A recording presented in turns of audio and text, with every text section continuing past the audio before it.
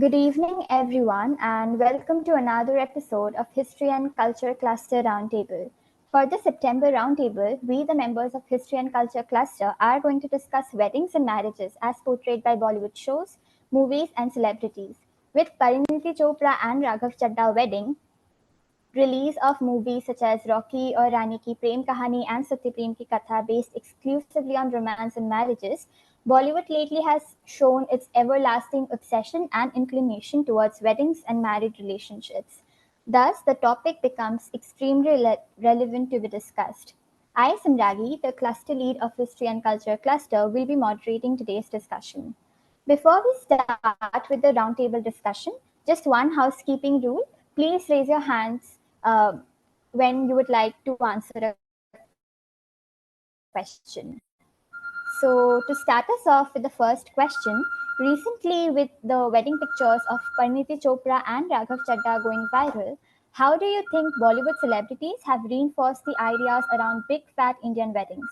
Further, what are some factors that explain the heightened interest of public in these high profile weddings?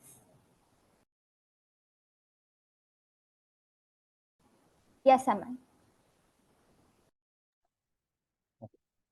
Um, so I think Bollywood celebrities, I mean, the recent wedding of Parineeti Chopra, Raghav Chaddha made the recent wedding of Arya and Ranveer, Priyanka or Nick.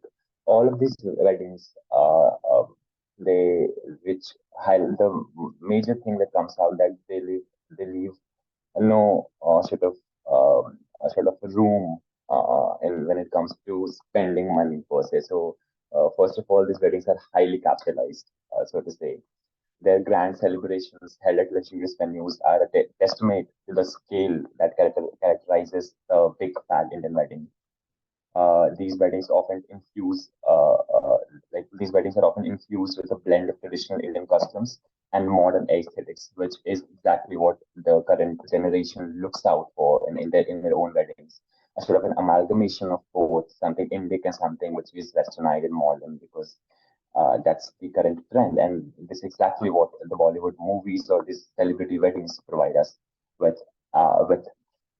These stars, these Bollywood stars, are obviously known for their impeccable fashion sense, and then the sort of wedding attire that they wear. Which they are designed by renowned fashion designers, which sets a sort of a new trend in bridal fashion, inspiring countless brides to copy or emulate their styles they design in their own weddings.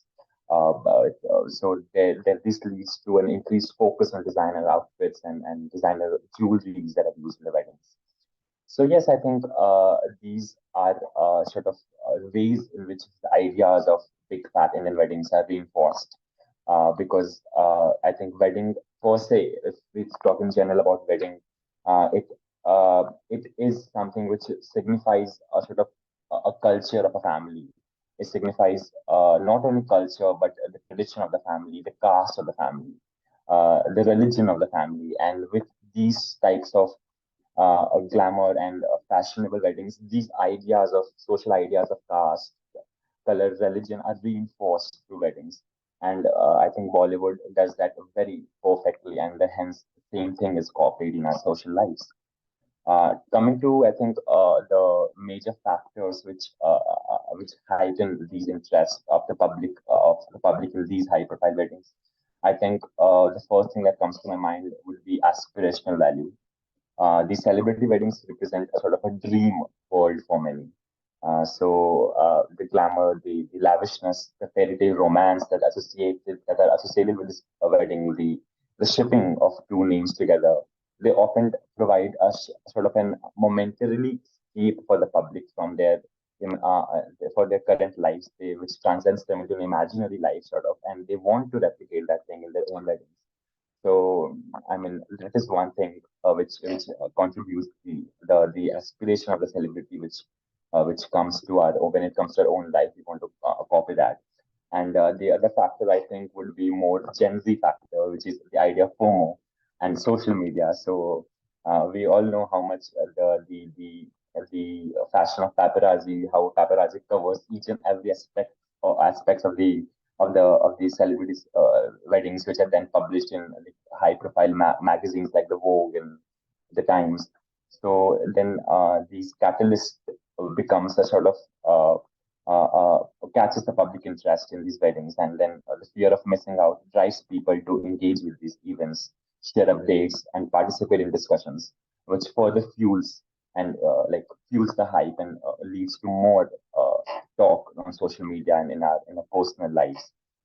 But then one thing I would like to point out here that uh, is it only the Bollywood celebrities who are reinforcing these ideas of big fat Indian weddings? Because there have been celebrities, for example, Yami Gautam she recently married, and her wedding was not that grandiose. She kept low key, and she did not wear something which was designed by a fashion designer or something like that.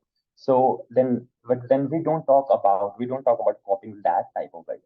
So it's also more about what the public wants, what the public already has in mind, and when that sort of grandeur and weddings performed by the celebrities, it just cements that idea and gives us a sort of a base that okay, now we want to follow that.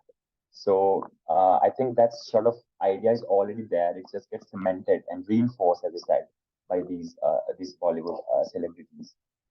So yeah, I think it definitely gets out in public. When it comes out in public, it becomes a sort of an opportunity for people to copy and inculcate that in their own weddings.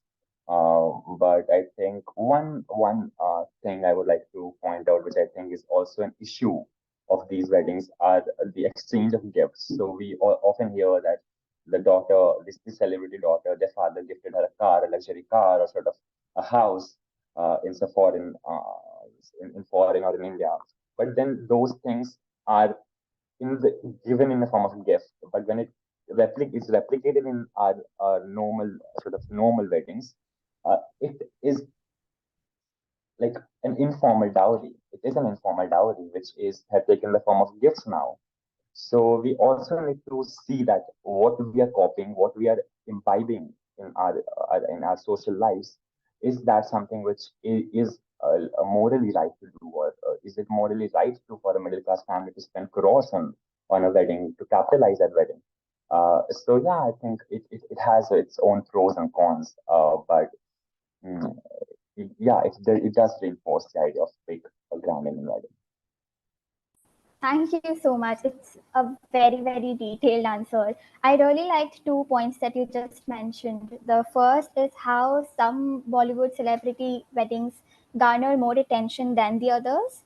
And second is how people, especially, try to replicate the weddings or how the weddings of celebrities are done. So I don't know if you have watched those reels, but right after Siddharth Kiara's wedding, there were these reels surfacing through the internet where the caption was me imagining this song and me wanting to be the bride so that I can do the same thing like Kiara Advani on my big day. So it's also like how Bollywood celebrities, through their big day and big fat Indian wedding narrative, how they also sort of reinforce certain ideas of marriage being the biggest day of a woman, especially a woman, because the target audience is generally a woman. So it's very powerful like that. And okay, so of course, as you mentioned, Bollywood celebrities have reinforced the ideas around big fat weddings through grand decorations, expensive diamond gifts, diamond rings, and other outfits. So, but at the same time, it has further modified some ideas because I was just thinking about how Bollywood celebrity weddings, they have portrayed that weddings are not only related to expensive banquet halls or outfits now, but they are also related to good sunset pictures or good background music during bridal entries. So the songs such as Din Shagna De, and there are a lot of similar songs. So it is also interesting how they claim their weddings to be intimate, quote unquote intimate, but it is not private given how most details of their weddings surface the internet. That is actually one of the reasons I was thinking could be for the heightened public interest in their weddings, So the hype, the air, the mystery, and of course, as you pointed out, the media plays a big role in the same. So, okay, so moving to the next question. How has Bollywood played a major role in the commercialization of the marriage industry?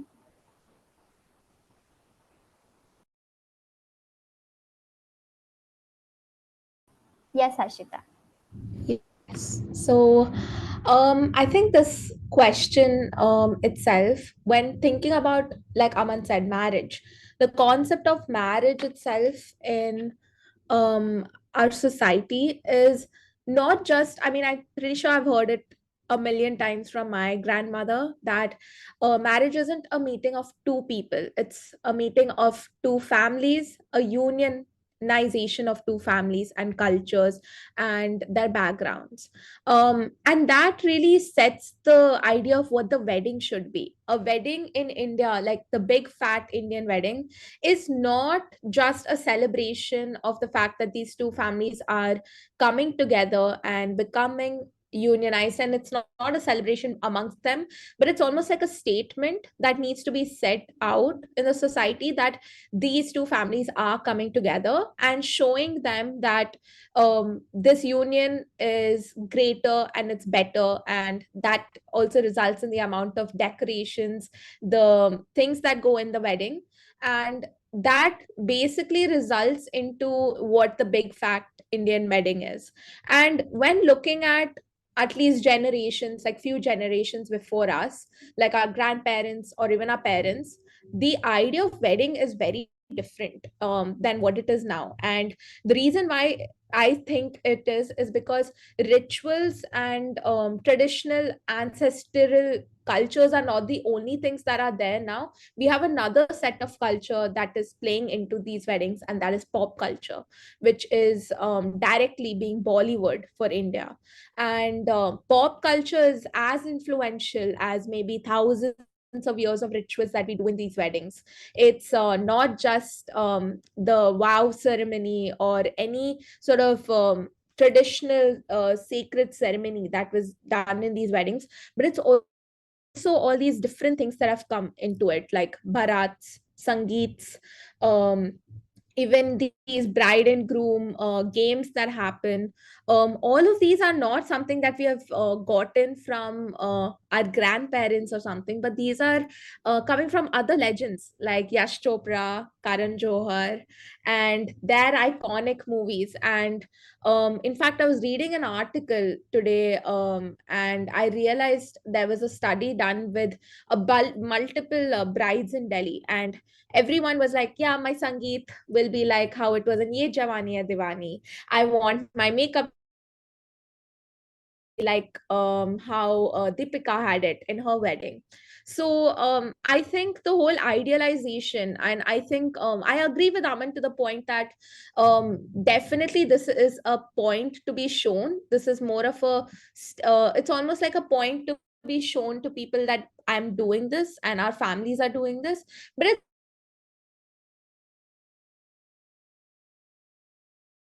I think adding a culture, it's added our going generation.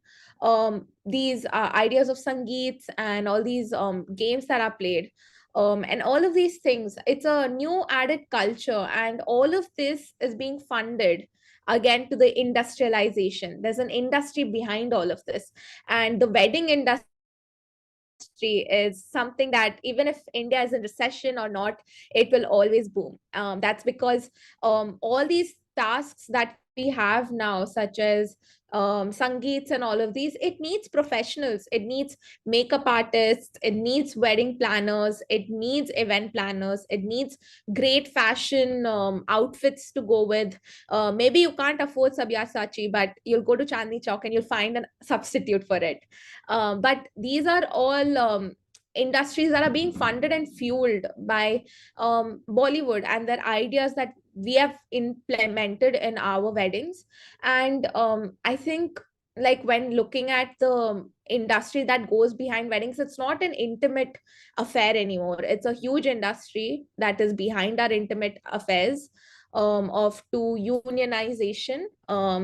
But yeah, it's definitely an industry that Bollywood has thankfully, they would be very thankful that Bollywood has aided very well. So yeah, that's what Thank I. you so much for your answer. I completely agree with you to the extent that Bollywood has fueled these ideas. So there are a lot of YouTube videos that have descriptions of where to go to find a Sabyasachi, similar to Sabyasachi kind of lehengas. So yes, and India has a huge business in marriages. So given that in India marriages are not just one day program but almost a week long with several functions planned, a lot of businesses have a huge client base specifically for weddings. So a lot of emphasis is placed on the churas of Bollywood celebrity brides. So it's not just fashion industry but also other industries such as chura industries and then mehendi artists, etc. So, in fact, the Ministry of Tourism is also going to give special packages to Indian couples for destination weddings to make India the biggest wedding destination in the world. So, and this idea I feel is highly propagated by Bollywood through movies and celebrity weddings because, just for instance, Parineeti got married in Udaipur. So, yeah, so similarly, a lot of Bollywood celebrities got engaged in maybe Udaipur, Jaipur, or in different places across India. So yes, I completely agree with you. And following to the next question, how has there been a shift in the ways romance through marriages is portrayed in Bollywood? While movies in the early 2000s, like Hum Aapke Hai Kaun, Viva, mostly represent the importance of arranged marriages, most of the movies now are actually based on love marriages and live in relationships. But has there been any real shift? Is the real question. Yes, Nitya.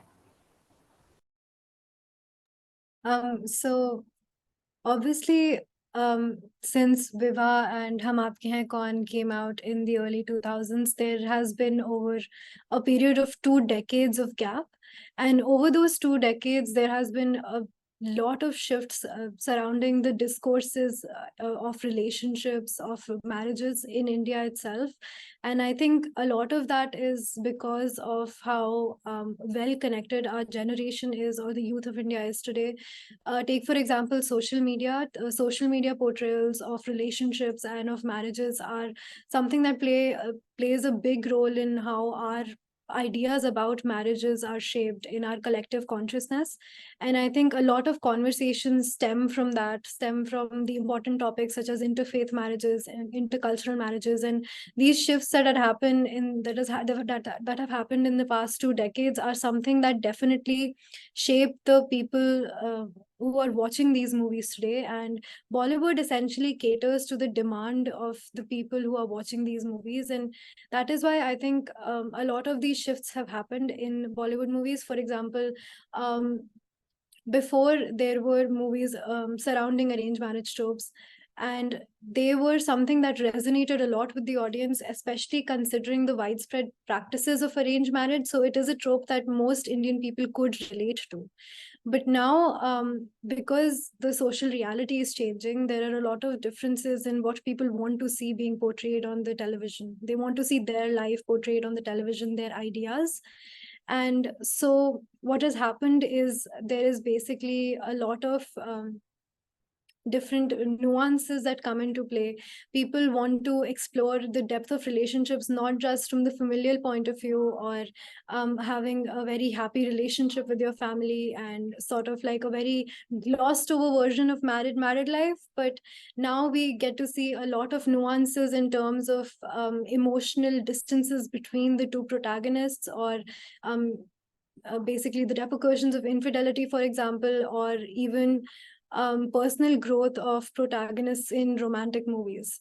And a lot of these are because people are starting to recognize these things in their real life and starting to sort of notice this cognitive dissonance between media portrayals and this and what is going on in their actual real life. And I think Bollywood has sort of had to cater to those audiences as well. Otherwise, there would be a significant gap in reality and fantasy.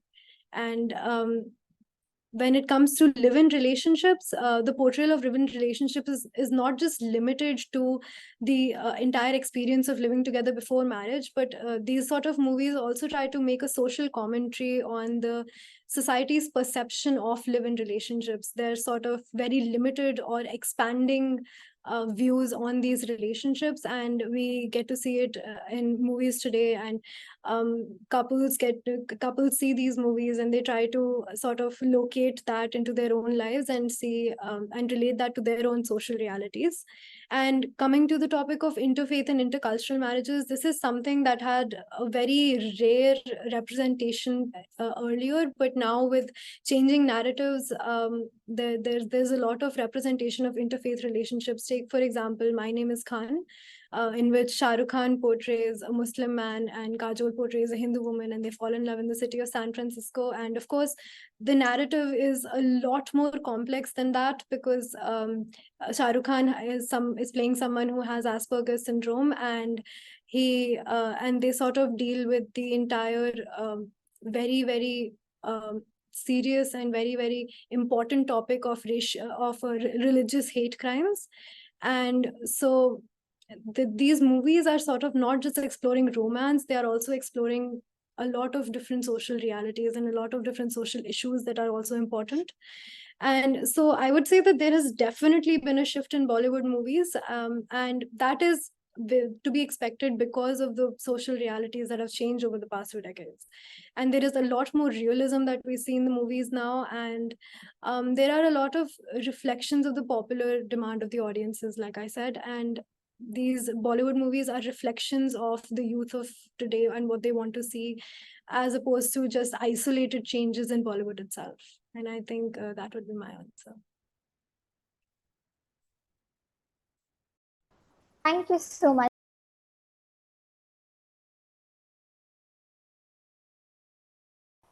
Thank you so much for your answer, Nitya. It's very detailed, and I completely agree with you that Bollywood has tried to cater to the demands of at least the newer generation or the youth in terms of what the reality is and differentiating it with fantasy. But what I was also thinking about is that even though there has been a shift from arranged marriages to the newer tropes of love marriages or inter-caste marriages or inter-religious marriages and live-in relationships, especially, I I don't think there has been any real shift in terms of the role of the families that are played, because even today, in if you watch most of the Bollywood movies, the family plays a big role. So I recently watched Rocky or Rani, and so one of the dialogues there, and I quote, was wait, I'll just read that out. I completely forget that. Okay. So what it meant was, even if you have the steering, the family is always seated on the back seat. So it means that even though you kind of decide on who your partner should be or how your partner should be, but the family is always the one that drives the relationship ahead. And even so I was also thinking about movies such as Luka Chupi and Okay Janu, which are based on live-in relationships. So even though they start the relationship specifying that they don't want to get into marriages, but I think the ideas and ideologies of the respective families on the importance of marriages kind of pushes them and forces them to get married, even though that might not be their plan initially. In fact, I was reading this one article by Parul Bhandari, where the author mentions that in India, how even today the choice that you have in terms of marriage, it's quite limited, because it's not you making the final decisions in most cases, but it's rather the family. And so I was basically thinking about the shift in that sense as well. So even though there has been a shift, I think the Bollywood movies have been very specific in terms of the role of the family and the role of the family culture ideologies being on place. So yeah, that was something I was thinking of. And okay, so moving forward, how has the Netflix series Indian Matchmaking highlighted the toxicity of the pressure to get married and reinforced elitism, casteism, and misogyny?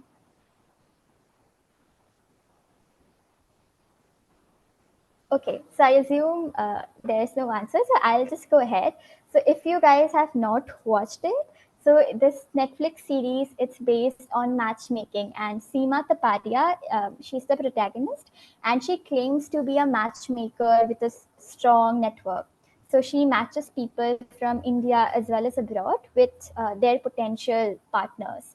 So it's actually one of the most regressive series I've watched, because I was actually quite taken aback. I did not understand how this series was produced in 2020s. It's quite unbelievable, because it is extremely regressive, because it not only reinforces stereotypes around beauty standards, but also something like divorces in India, elitism, and casteism.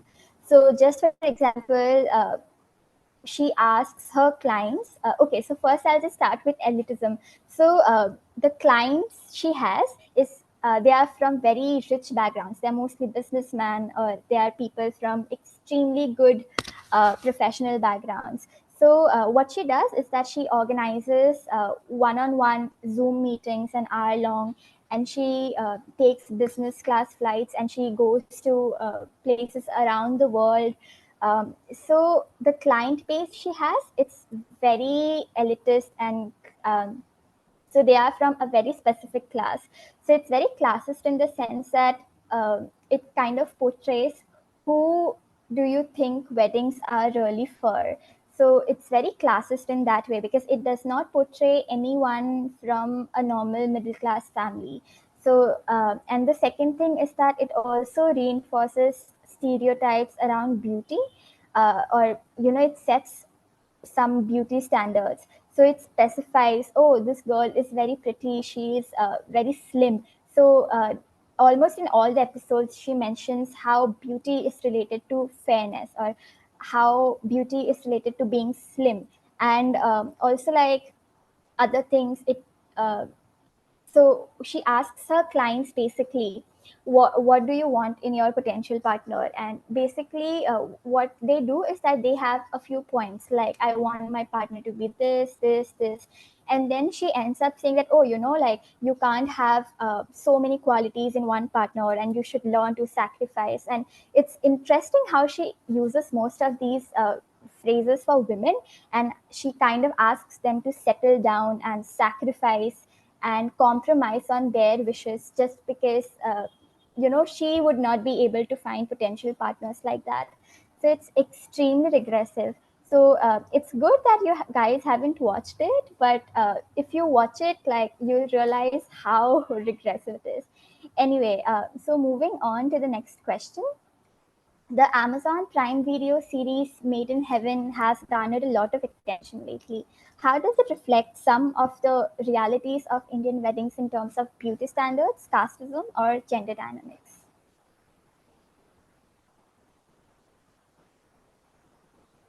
Yes, Satya.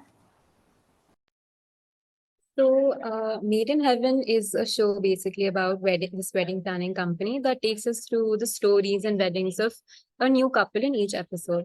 It's gotten, like you said, a lot of attention for its portrayal of Indian weddings and its certain social issues and the way it deals with them.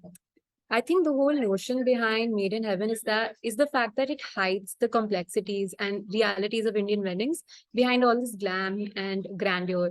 Because no matter whatever elitist society you come from, it all comes back to those basic problems that so many people face in India. Like you said, Indian matchmaking is very regressive and it talks about casteism and beauty standards. But that is what so many girls face, so many women face in India.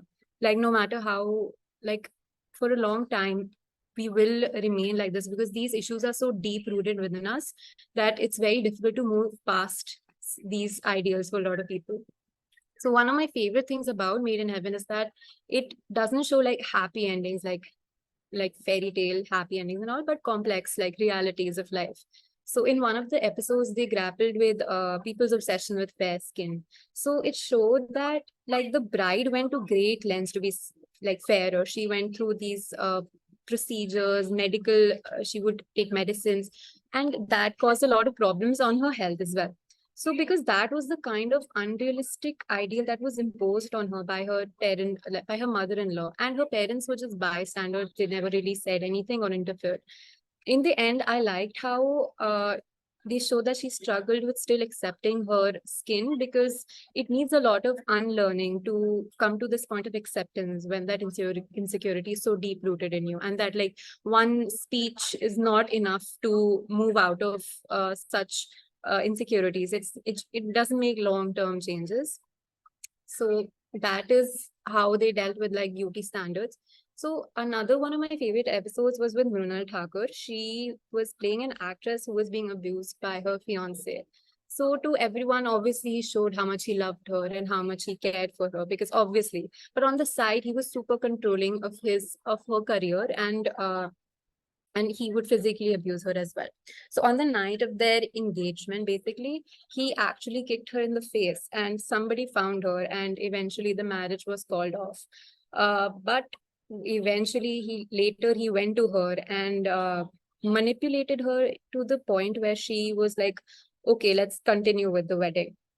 Okay, so he basically played at her guilt by like apologizing profusely, and like accepting his mistakes, like, okay, I know this is wrong, I have something wrong with me, I get angry, I get jealous, then I do this, I'm sorry, basically making it her problem.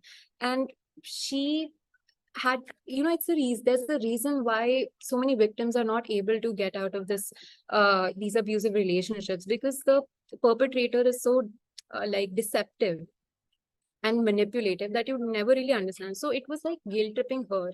And she, I think it like thought that, I can't take the easy way out. I need to go through this to enjoy, like have a good life.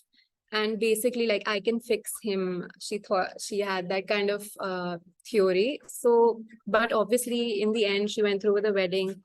But and everyone is super upset because everyone knows that this is all like a vicious cycle. It's a trap, and like nothing gets better. Even if you think that, okay, my love can fix him, it doesn't get better. I think what's worse than the abuser was his parents. They were bystanders.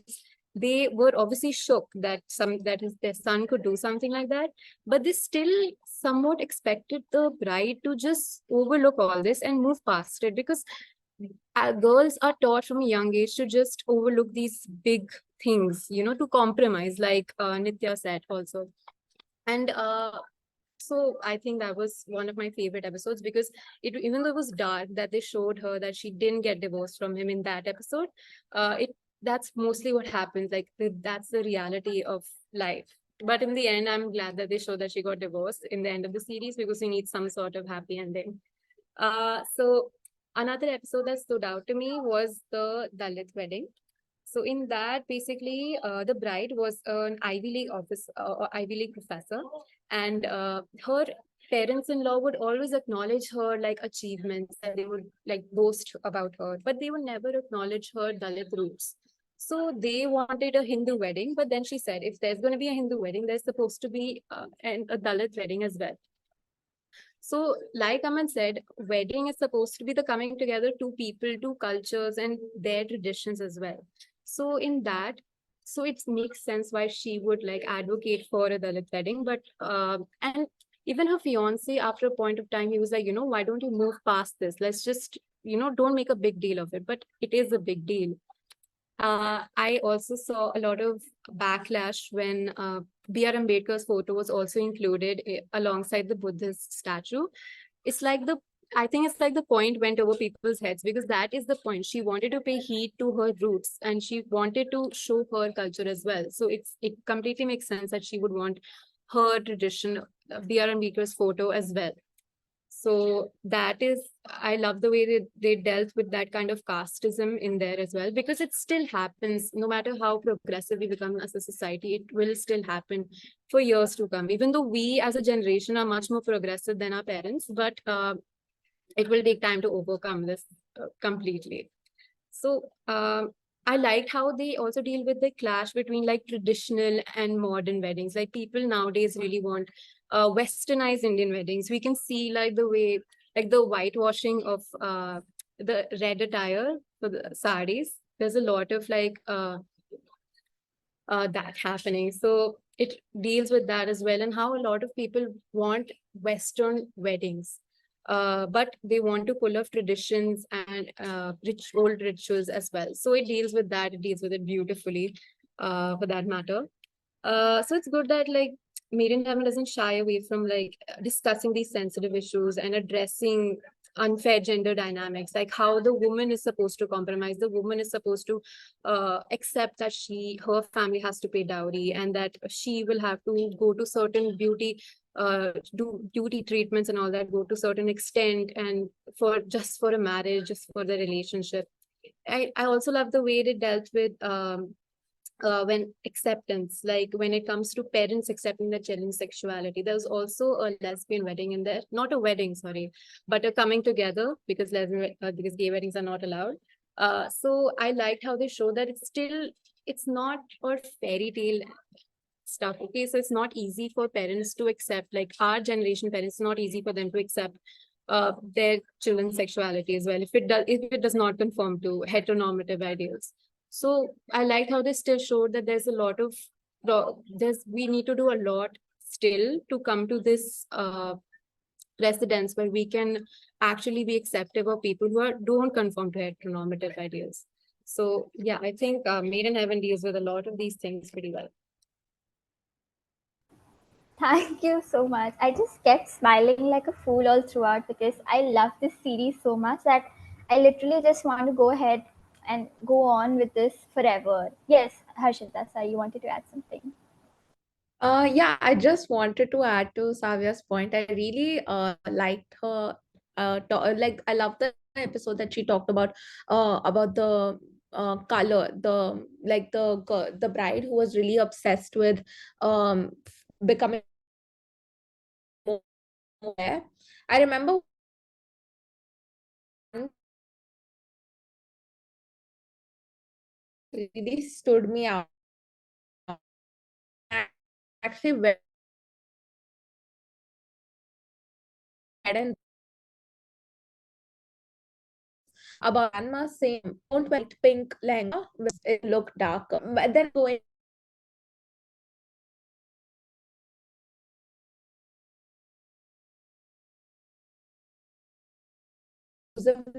find anything. Harshita, your video is lagging. Okay. Hello. Yeah, yes, Aman. Hello. Yeah, I think yeah, I'm so sorry. audible. Okay. You can continue. It's fine. Okay. No, I think just adding to the point, I think a lot of things are definitely out there that which we can see from Made in Heaven. I think, and after every episode, the interesting part is that Kabir on the character, he quotes few lines that encapsulates the entire story. So I would just like to read one episode, the line from that, the one quote from that episode, which I really think is very important here. So he says, "Can someone tell me why the wedding day is the most important day of a girl's life? As though nothing else matters, as though their existence has no value until they get married. Why do parents beg, borrow, and still to ensure their daughters are married in style? This hardship is clearly born less for the girl and more for the world." So these lines are really beautiful because when we talk about these big pattern and wedding that we see from these celebrities, we never know that what reality is. We're just seeing pictures of this wedding and we're just trying to copy the same thing. So it's really tough to get under the skin of what's actually going on. So mindlessly copying, mindlessly following the pop Gen Z culture and imbibing those things is not, I think, the way forward. We need to realize what we are doing in our lives before copying and imbibing the same. Yeah. Thank you so much. Kabir's dialogues literally give me goosebumps, especially the dialogues he says towards the end of each episode. Yes, Savya. I don't know why so many people hated Kabir's dialogues in the end, because I've heard so many people complain about he's being too preachy, but I honestly love them, especially the one that Aman talked about, because seriously. And yeah, like it's more about the society. It's more about showing, okay, we have this much wealth. We come from this kind of society. So we want to show it. They don't care about like what's happening inside, behind the scenes. They don't care about that. It's just mostly about shosha, basically. Yes, absolutely. So just to reiterate all the points that were mentioned, so Made in Heaven, the Amazon Prime Video series, it correctly hits the jackpot to portray that while weddings are often said to be the biggest day of your life, it is not really the case because there are unhappy marriages, there are unhappy relationships. So wedding is just the beginning, unlike what most other most other movies or series they portray as weddings being the happy endings, or as Savya said, the fairy tale weddings. So it also shows that chaos is involved in weddings. So I find the series really good, real, and relevant for the current times. So before we call it a day, is there any closing remarks or closing thoughts? Okay, perfect. Um, so thank you so much for attending the roundtable today. It was an enriching discussion given that we have highlighted the role of Bollywood in influencing marriages, weddings, as well as the commercialization of weddings in India. Thank you so much.